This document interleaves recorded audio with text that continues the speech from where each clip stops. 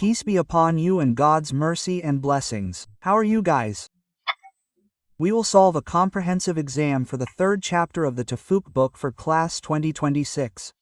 It tells you that the figure represents a metal frame connected to an ideal ammeter. The frame is placed at the level of the page and is affected by a uniform magnetic field. I can change its density and thus change the flux.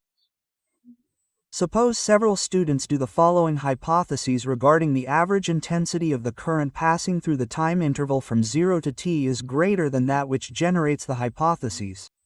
Is the time interval from 0 to t greater than that which generates from t to 2t, correct? And basically, from t to 2t, the current is 0 anyway. The current is 0, so this is definitely correct. Why? Because the current is 0 already in the period from t to 2t. Okay.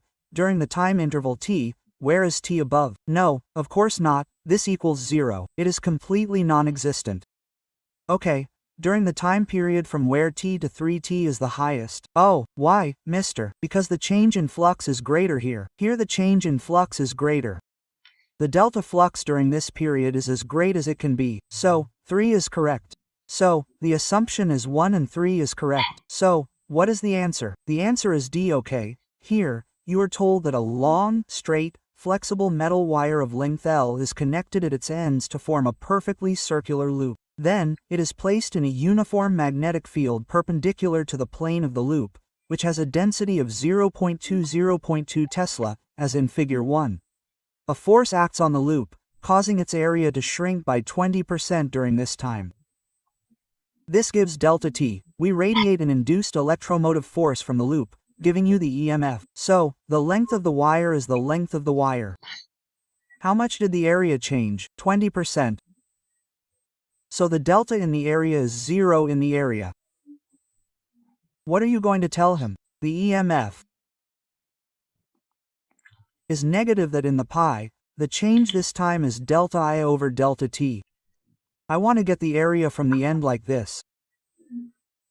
The n is dealing with how one loop is made, the valen is 1, the density is 2, and your time is 0.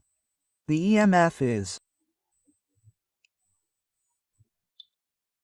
B, and with this I can get the delta I or A. What is the delta I? You will remove it and put in its place 0.2, that is, 0.2 times 0.02.2. You will get rid of them together, so you will say pi is 0.2 times A, which is 0.2, that is, divided by 0.10.1.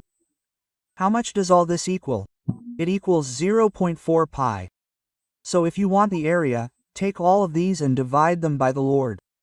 You calculate it and say your area is 0.4 over all of this. You say 0.4, leave pi as it is. 0.4 over all of this, which I make a fraction, 0.2 by 0.2 over 0.1.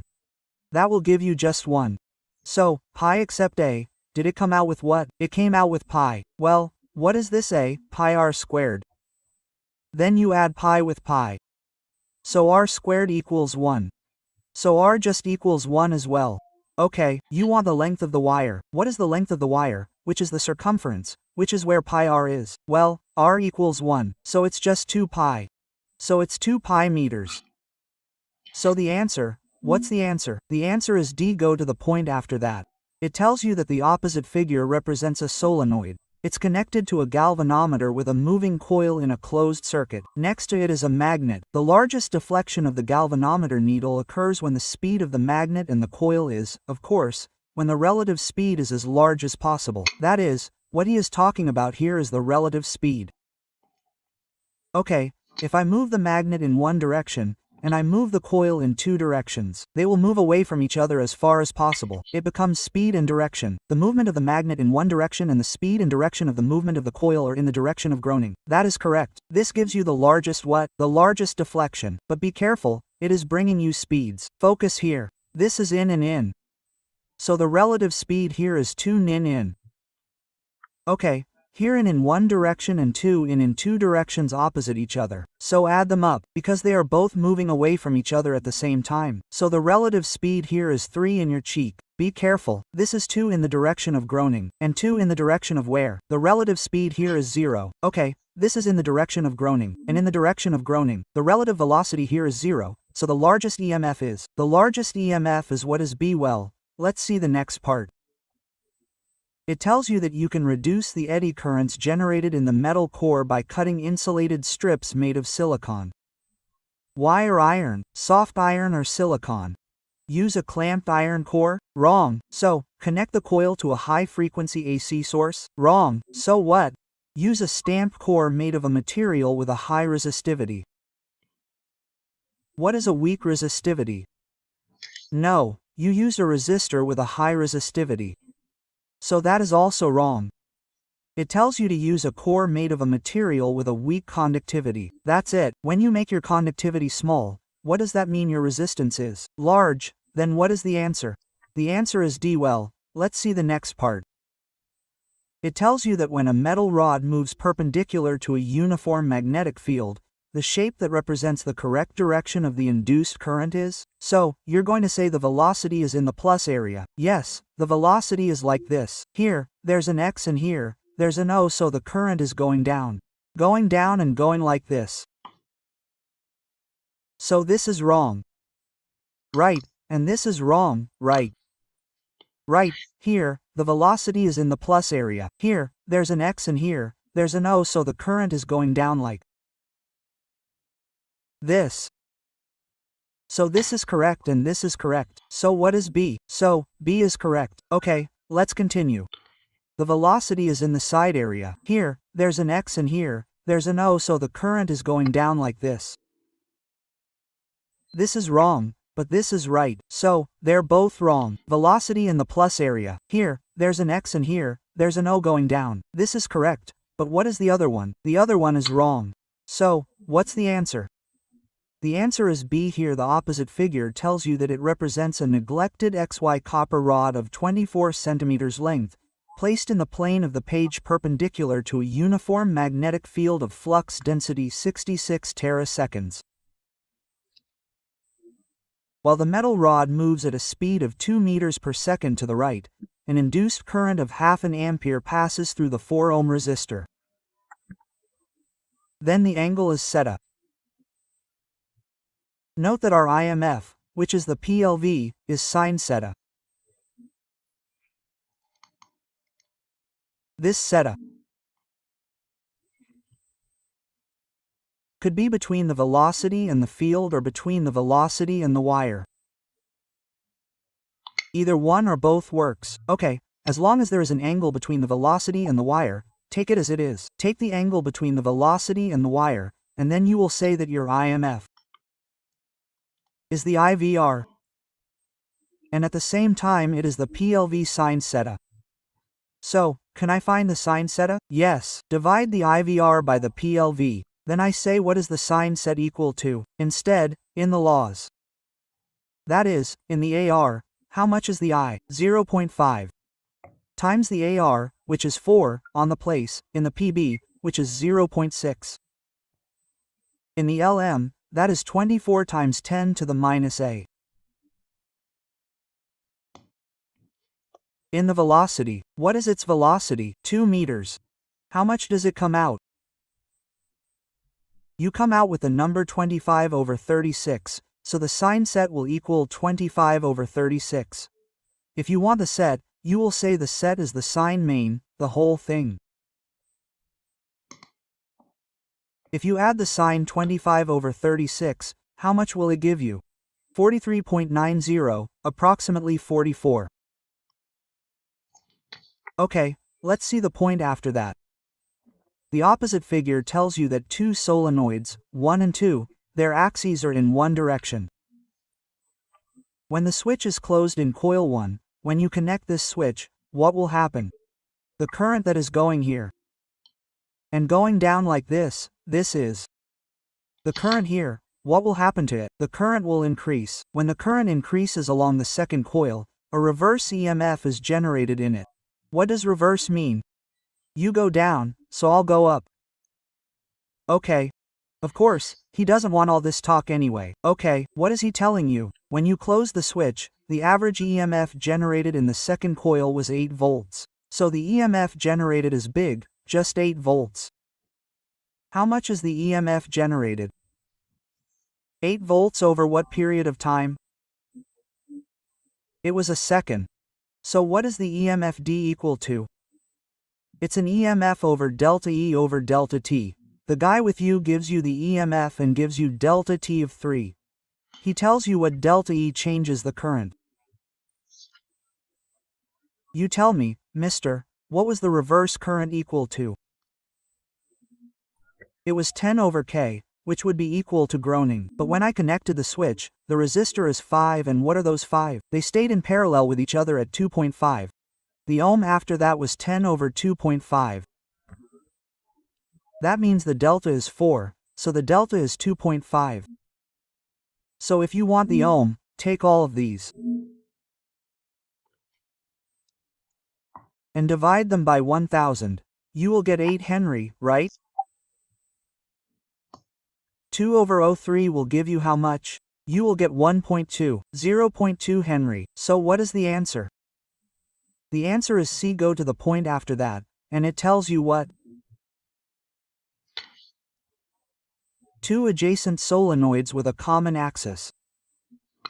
The mutual inductance coefficient between them, here is the ohm. If the current intensity of one of them changes from 2 to 18, this is 1 in.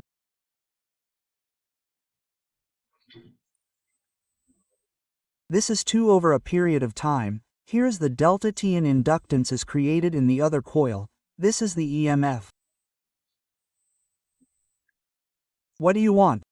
So what will the value of the mutual inductance be equal to? We want the inductance coefficient. You will tell me, mister, what is this inductance coefficient? It was equal to the IMF over the delta 1 over the delta T, right? You are taking the IMF and dividing it by the delta 1 over the delta T. What do you have?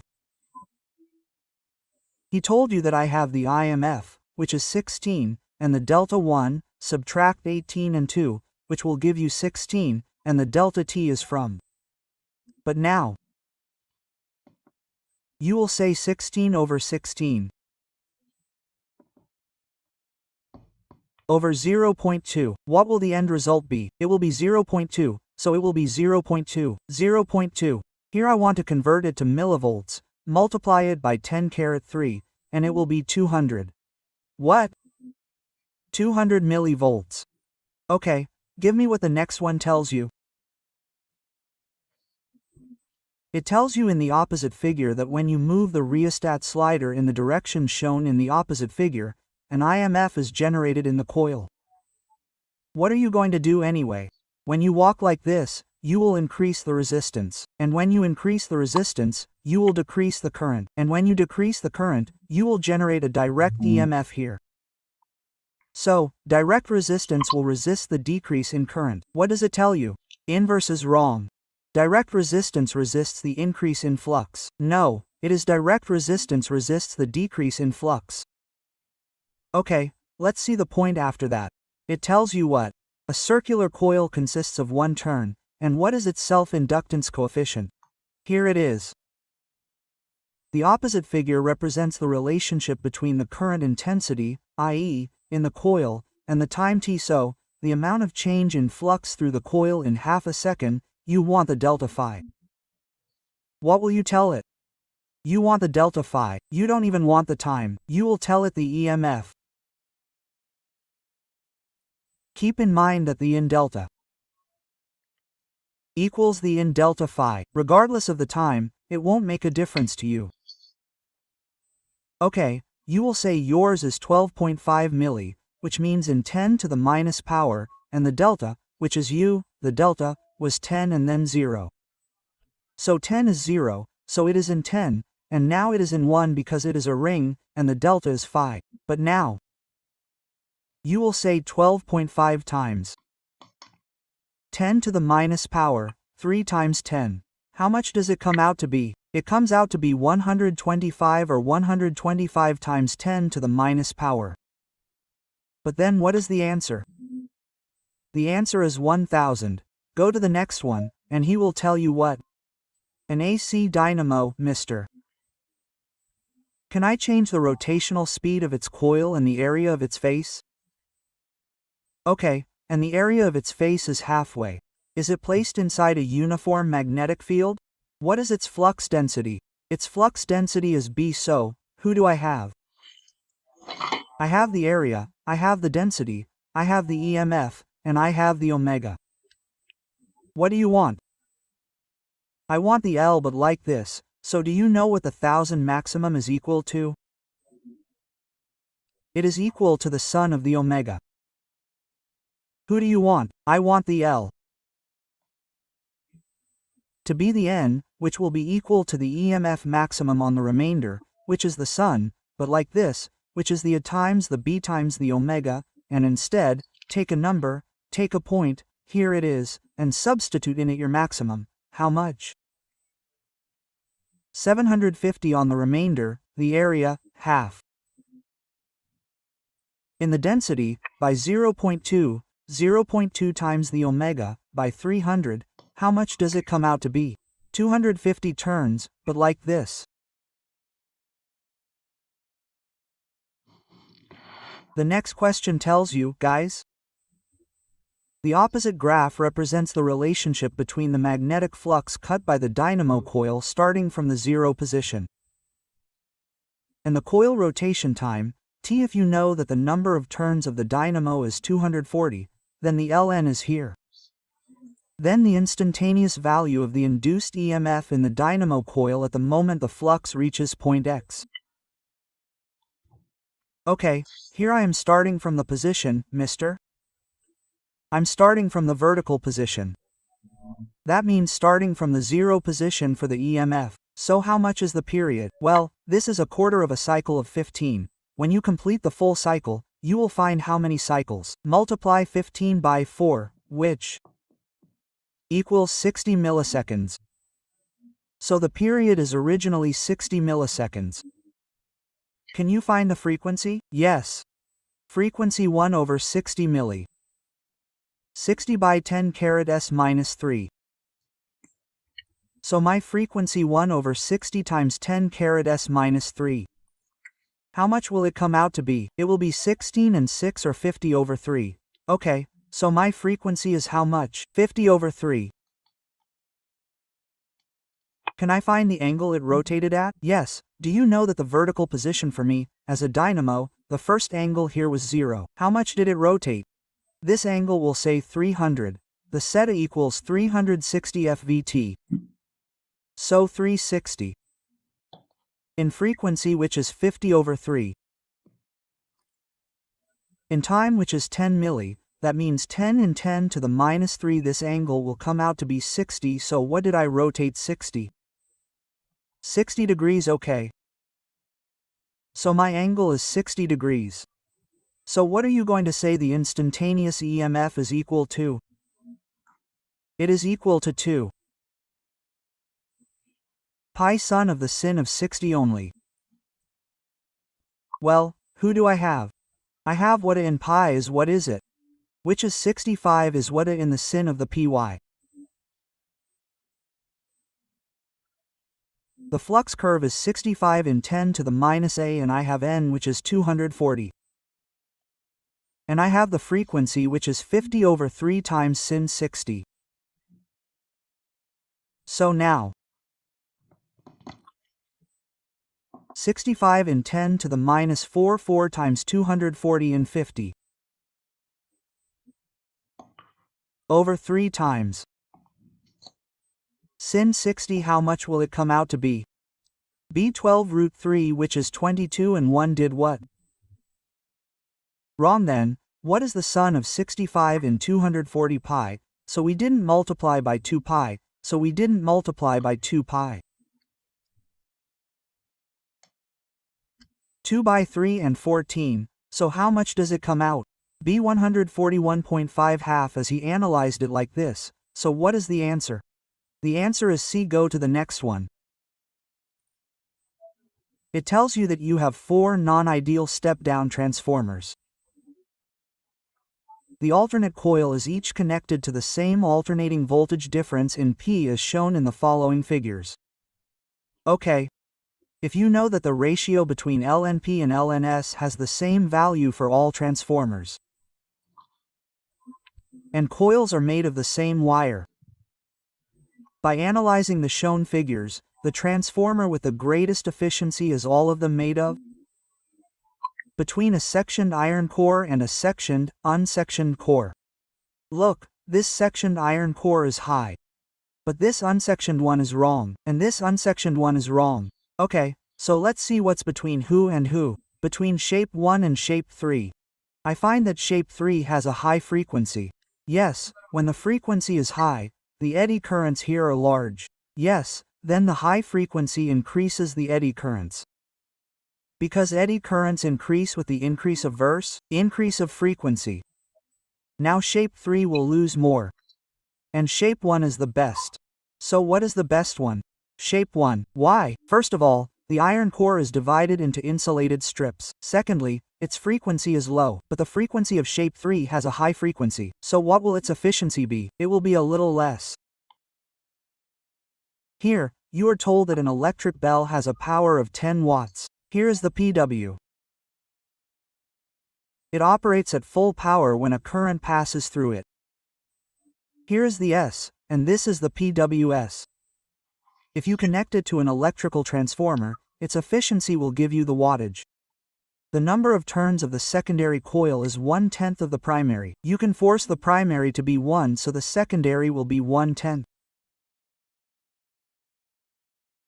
So the effective value of the source voltage needs 5 volts, so the bell works at its full capacity. Okay, you can go into the efficiency and tell me what it is.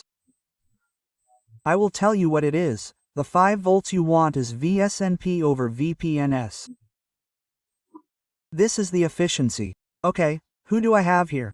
Here I want 5 volts. Substitute 5 volts for ETA and ETA for 5 volts.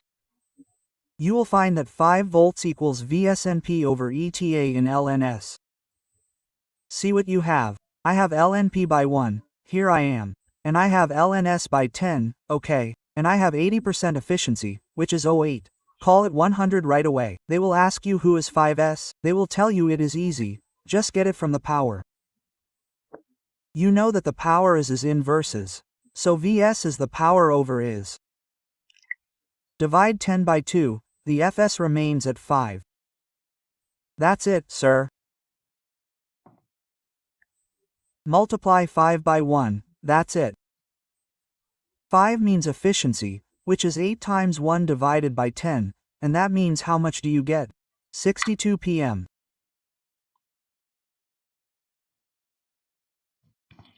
Move on to the point after that. It tells you to increase the number of coils and divide the longitudinally connected cylinder in the electric motor. Why? It tells you that when you increase the number of coils, why do you keep the torque of the pairs constant? Because I don't provide current except in the coils that are in parallel, but here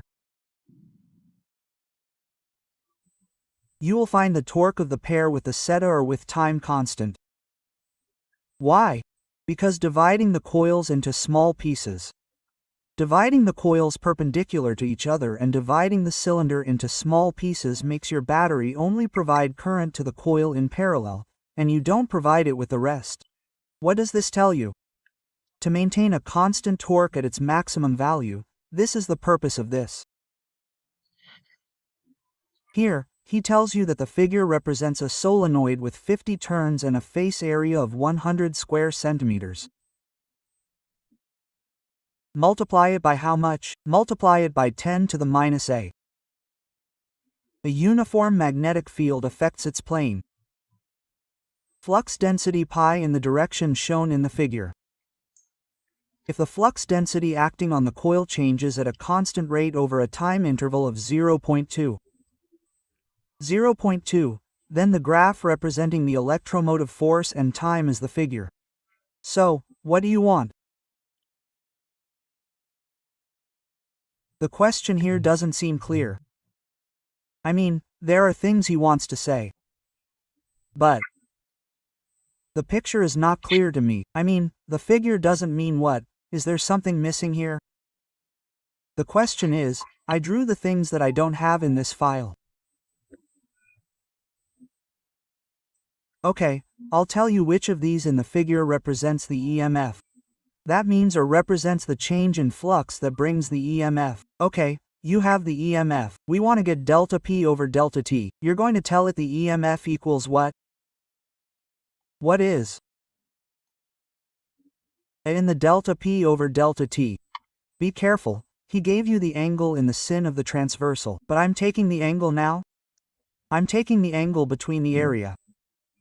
Here's the area, this is the area and the domain. So I don't want the angle between this perpendicular. No, I want this angle, its complement. So I want this complement, which is what? 90 to 37. Comes out to be 53. And then you'll get delta P over delta T. You're going to divide all of these by your EMF. So, how much is the EMF? B.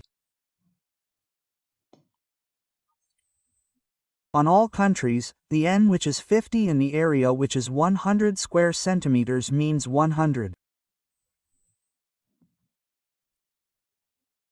In 10 carat SA in sin how much? In sin 53. Anyway, how much will it come out? Will it come out in half, so how much is delta B over delta T? It came out in half. Well, come on, is the EMF negative or positive? The EMF is negative. This means that the density was increasing, because the EMF here is inverse, so anything that decreases is wrong. So this is wrong and this is wrong. So, between B and A and between D go replace in each one. Here it is 150, so the change here is 50 milli-Tesla. Come on, try this. Say 50 milli means 50 by 10 carat SB3 over 0.2. 0.2 will give you a quarter. No, I don't want a quarter. So, what do you want? No, I don't want 50. I want 100, because when I say 150 to 50 by 100, you get half. What is your answer? Answer D is here. The opposite figure tells you that it represents two metal rods, 1 and 2, neglecting the resistance, in the same plane of the page. They slide without friction over two parallel frames of wires, neglecting the resistance, if the uniform speed of each metal rod is equal to 2 meters per second. In the direction shown in the figure, and the sum is in the plane of the page, inside a field perpendicular to it, it is equal to 0.4. We want the current intensity. You will get the EMF of each one. You know the speed in the I region. The speed in the sum region is here or and here x. So the current here is going up. Well, here, there is here or and here x. So the current is going down. So what are the two of them? They are both like this. Okay, let's go with them. You add them together. You add the first EMF plus the second EMF. You say the EMF dash equals EMF plus EMF2.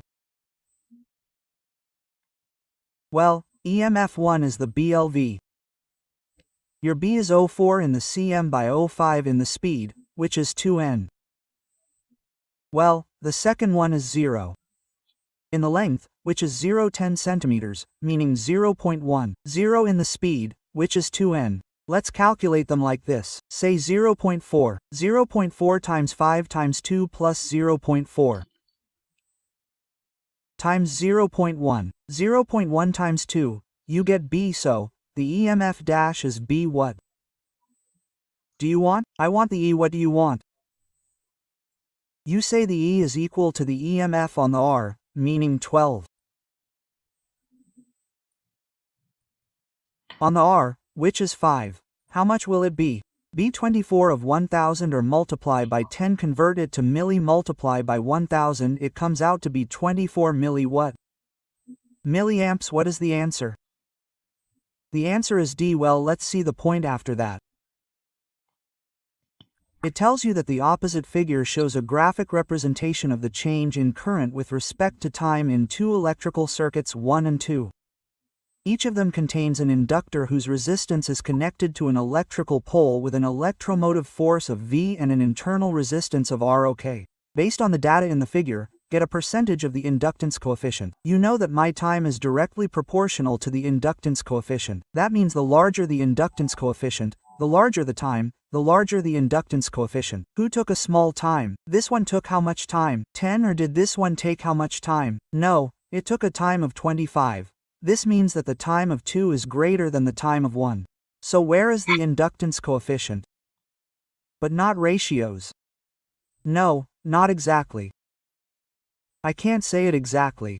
In order to get it, I have to get the verse, the EMF that was generated, and get the delta phi over the delta I over the delta t. No, of course not. How do you get the slope? Do you want to get the slope like this? No, it can't get you angles. There's a mistake in this question. It can't get angles. Because why would you say it? It doesn't work as a basis. Would you say direct with time and divide the time here and this time? No, we say increasing with time or increasing time with the t. It means that it is direct. You make it a ratio. Is this the idea? No, there's a mistake in this question. This question is not correct. So, guys, we apologize for this question, because I don't see any right answer to this question, and it's not possible to count it. You have to get the delta I over the delta t, and you have to give me the EMF. Yes, that's it. Come on, tell me the EMF at this moment. This is it. And the EMF at this moment are equal to each other. Because the EMF at this moment is at B and the EMF at this moment is at B as well. But I don't have the angle. I mean, give me the angle of inclination. How do I get it? I mean, I don't have an angle. It won't change after every moment. I mean, if I took this angle, even if I came here, I took this angle. Look, keep in mind, this is really difficult. It's difficult for anyone to be able to. What does that mean? To be able to get the EMF from delta A over delta T. This is my opinion. This is my opinion that you can't determine it unless you give me angles. Give me this angle. Give me this angle and I'll give you more. Give you who?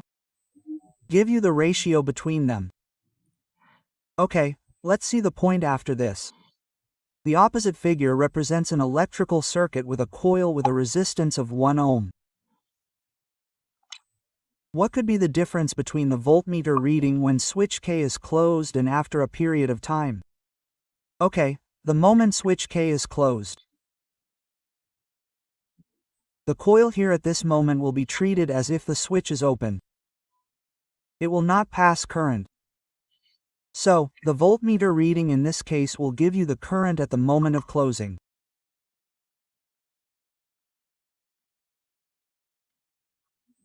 What will it be? It will give you 26 volts. The V is on 12 volts.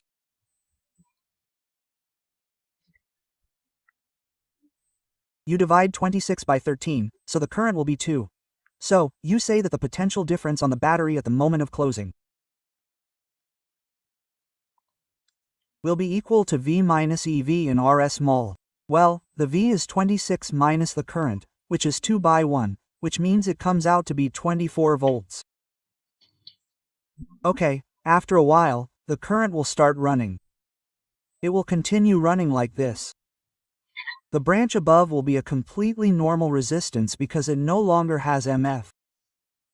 Okay, so this will be 4. And I will bring 4 with the 12 in parallel. How much will they give us? They will give us 3. So the resistance here, which after a while passes, will be equal to Fp, which is also 26, divided by the external resistance, which will be how much?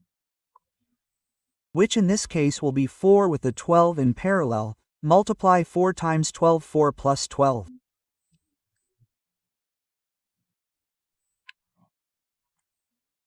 4 times 12 divided by 4 plus 12 equals 3, which is 3 plus AR small, which is 1, meaning 26 divided by 4, will give you a current of 6.5.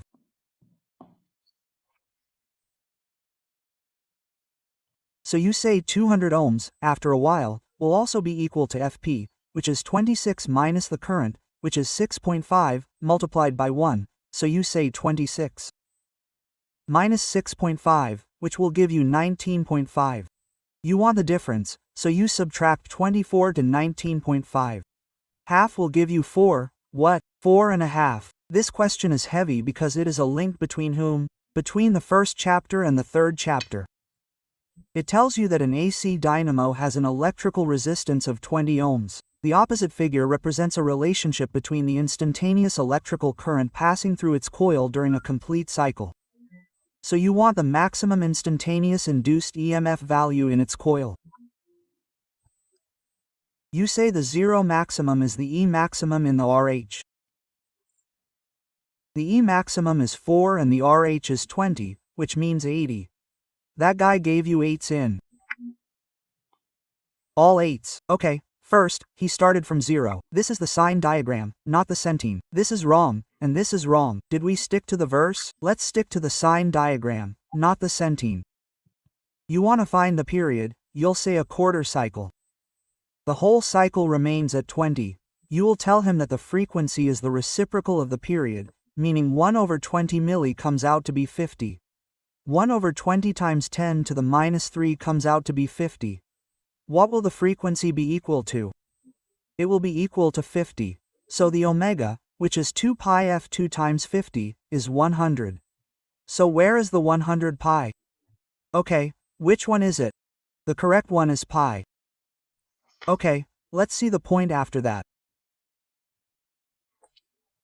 It tells you that each graph represents a number of oscillations of an alternating voltage coming from two different electrical generators, 1 and 2, during the same time period t if you know that the generators have the same number of turns.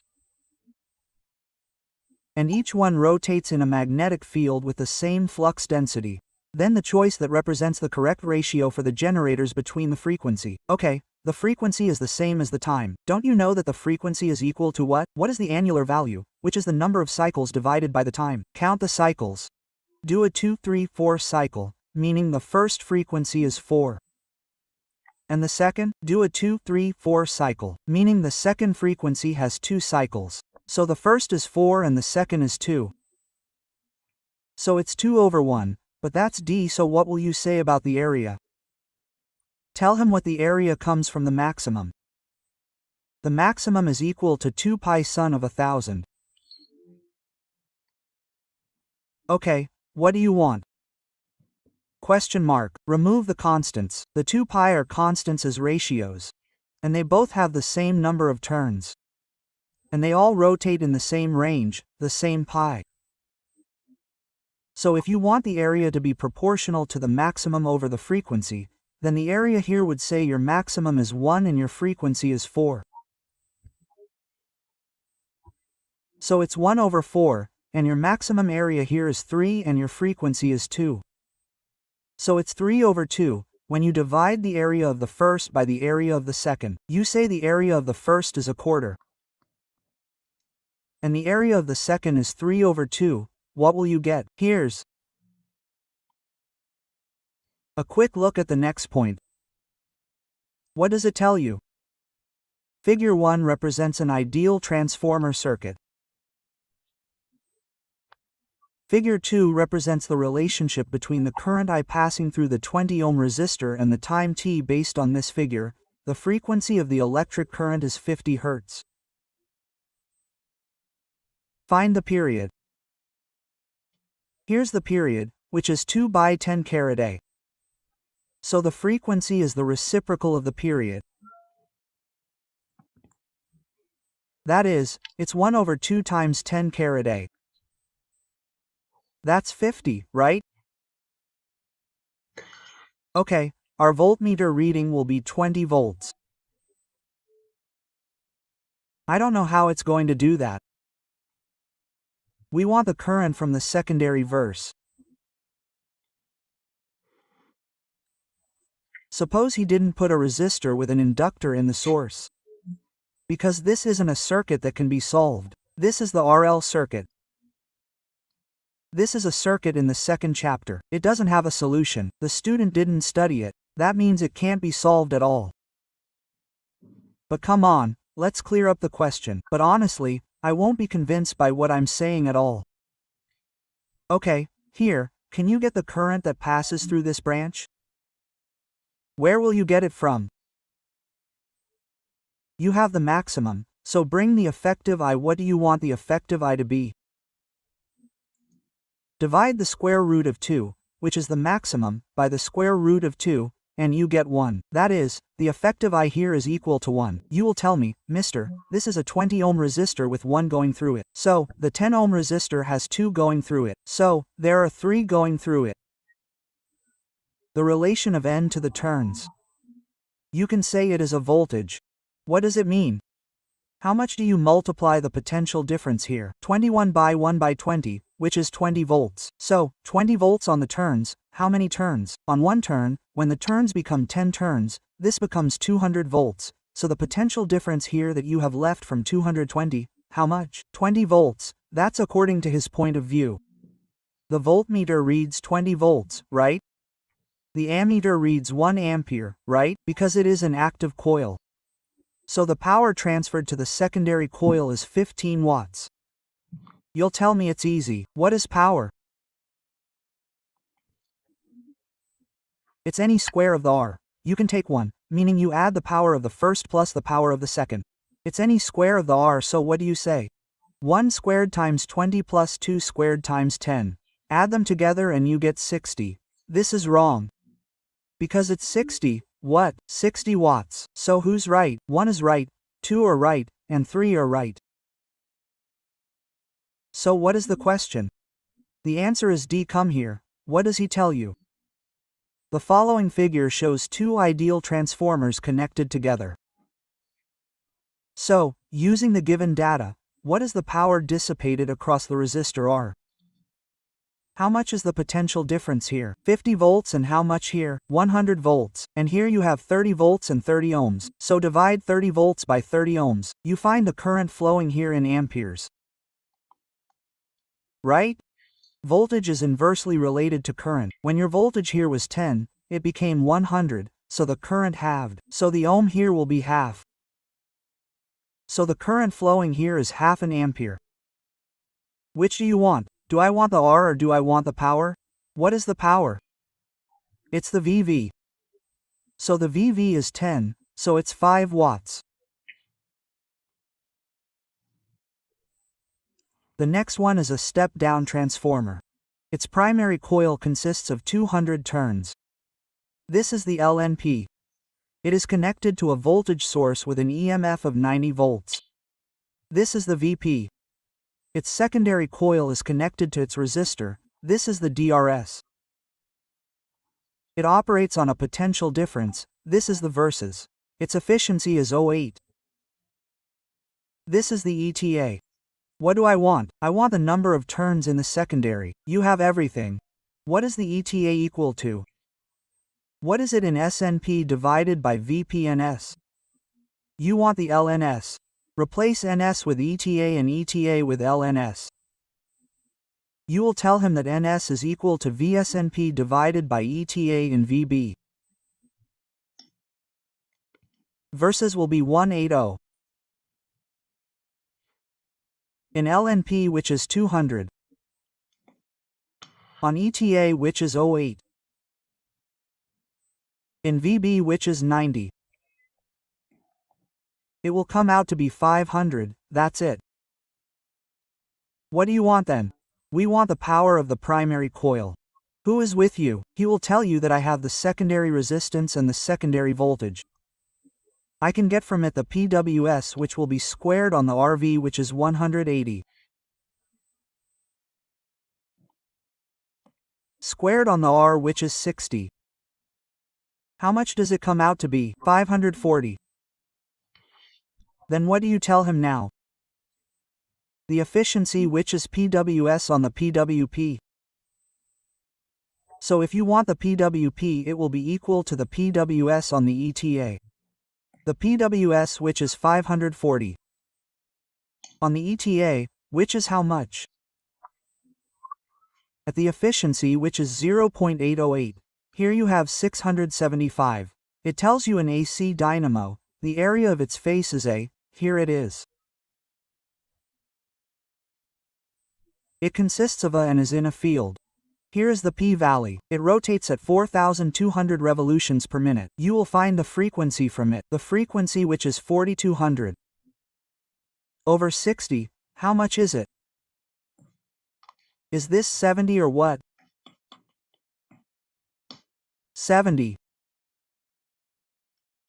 Find the induced EMF. After it rotates a quarter of a revolution from the zero position, you will tell it that the zero position was perpendicular. It will rotate a quarter of a revolution and go to parallel. So here is the 1000 maximum. Okay, which is equal to what? 2 pi sun of 1000.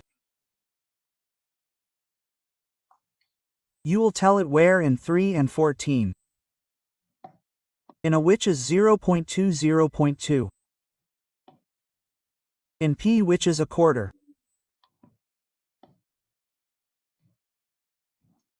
In the n which is 560.